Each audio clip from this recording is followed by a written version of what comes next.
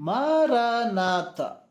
ಇಂದು 21 September 2025. ಎಲ್ಲರಿಗೂ ಭಾನುವಾರದ ಶುಭ ವಂದನೆ.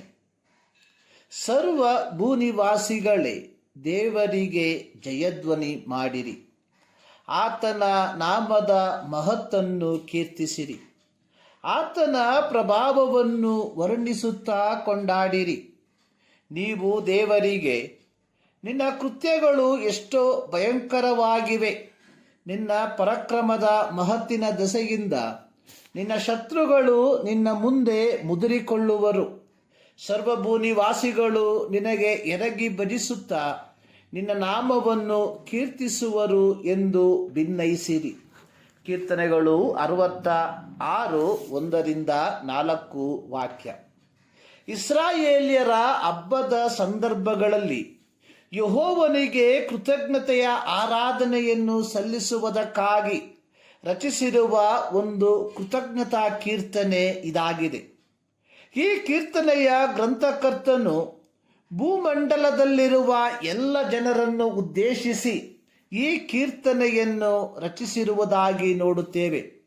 ಭೂಮಂಡಲದಲ್ಲಿರುವ ಎಲ್ಲರನ್ನು ದೇವರನ್ನು ಸ್ತುತಿಸಲು ಒತ್ತಾಯಿಸುವಂತವನಾಗಿದ್ದಾನೆ.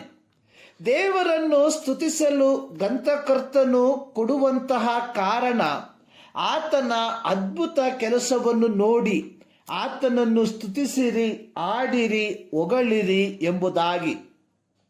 ದೇವರು ಎಲ್ಲ ಜನರ ದೇವರಾಗಿದ್ದಾನೆ.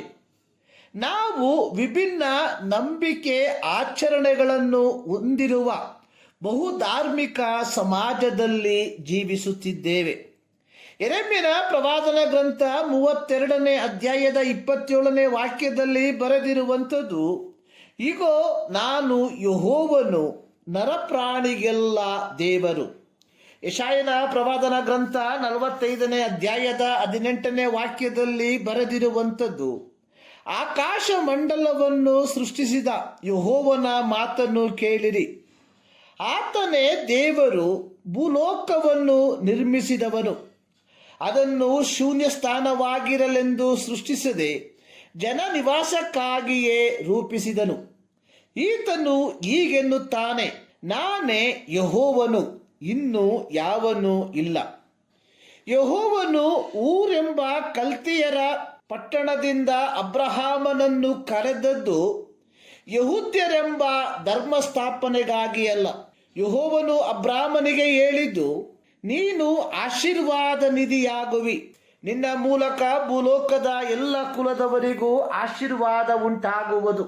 ಯೆಹೋವನು ಅಬ್ರಾಮನಿಗೆ ಹೇಳಿದಂತೆ ನಿನ್ನ ಸಂತತಿಯವರು ಅನ್ಯ ದೇಶದಲ್ಲಿ ಕೆಲವು ಕಾಲ ವಾಸವಾಗಿದ್ದು ಆ ದೇಶದವರಿಗೆ ದಾಸರಾಗಿ 400 ವರ್ಷ ಬಾಧೆಪಟ್ಟ ನಂತರ ನಾನು ಆ ಜನಾಂಗವನ್ನು ಶಿಕ್ಷಿಸಿ ನಿನ್ನ ಸಂತತಿಯವರನ್ನು ಆಸ್ತಿವಂತರಾಗಿ ಬರಮಾಡುವೆನು.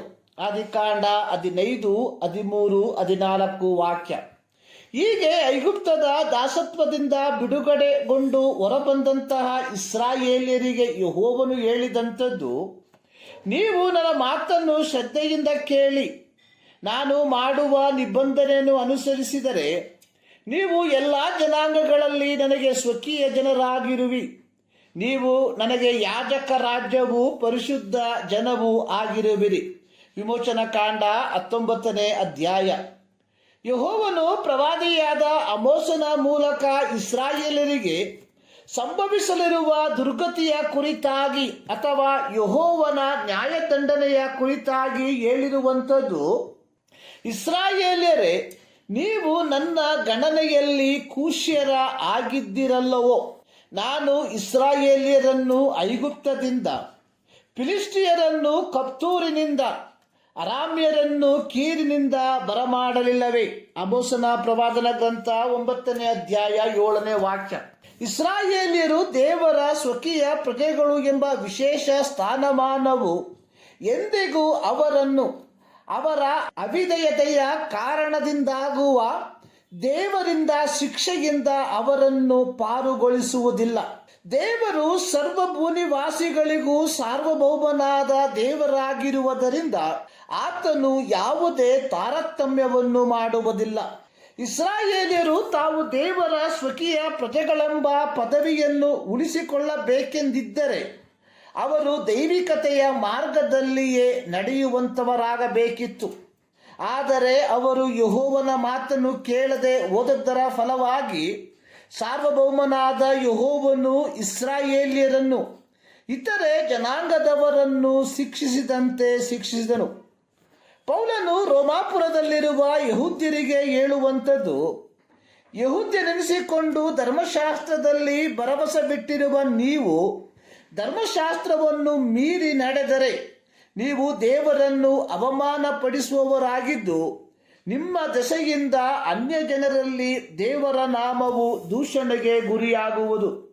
ಪ್ರಿಯರೇ, ನಾವುಗಳು ವಿಭಿನ್ನ ನಂಬಿಕೆ ಆಚರಣೆಯನ್ನು ಅನುಸರಿಸುತ್ತಿರುವ ಬಹು ಧಾರ್ಮಿಕ ಸಮಾಜದಲ್ಲಿ ಜೀವಿಸುತ್ತಿರಲಾಗಿ ನಾವು ಲೋಕಕ್ಕೆ ಉಪ್ಪಾಗಿ ಬೆಳಕಾಗಿ ಮಾರ್ಪಡುವಾಗ ಮಾತ್ರ ಬಹುಧಾರ್ಮಿಕ ಸಮಾಜದಲ್ಲಿ ಕ್ರಿಸ್ತನ ದೈವತ್ವವನ್ನು ಪ್ರತಿಪಾದಿಸುವುದಕ್ಕೆ ಸಾಧ್ಯವಾಗುವಂಥದ್ದು.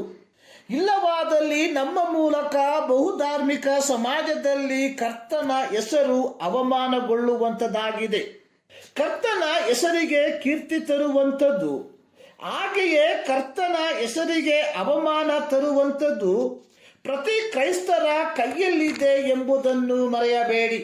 ಈ ಮುಂಜಾನೆಯಲ್ಲಿ ಸರ್ವಶಕ್ತನಾದ ದೇವರು ಈ ಅಧ್ಯಯನದ ಮೂಲಕ ನಿಮ್ಮನ್ನು ಆಶೀರ್ವದಿಸಲಿ.